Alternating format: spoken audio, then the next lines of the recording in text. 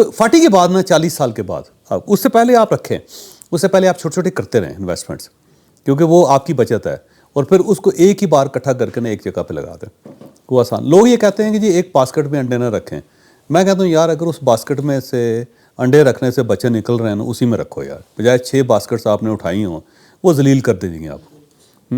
یہ ایک پرانے کانسیپٹس ہیں، اور یہ ان نوجوان لوگوں کے لیے کانسیپٹ ہیں جن کے پاس ابھی ٹائم بہت زیادہ ہوتا ہے، جو آفٹر 40 ہے نا، آپ کے پاس اب یہ سمجھیں کہ آپ نے میجر ٹائم گزار لیا ہوا زندگی میں۔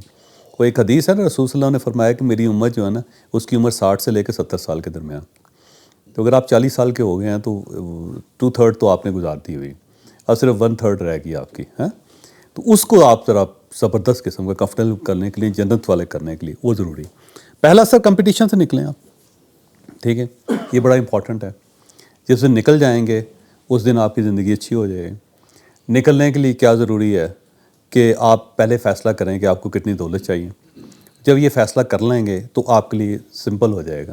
اور تھرڈلی یہ کہ یہ جو دولت ہے اس کو ری انویسٹ کریں تاکہ یہ آپ کو خود پیسے کما کے دیتی رہے، اور جب یہ آپ کو پیسے کما کے دیتی رہے گی تو اس کے بعد آپ نے کوئی ایسا کام نہیں کرنا کہ جس کے اندر آپ کا وقت ضائع ہو۔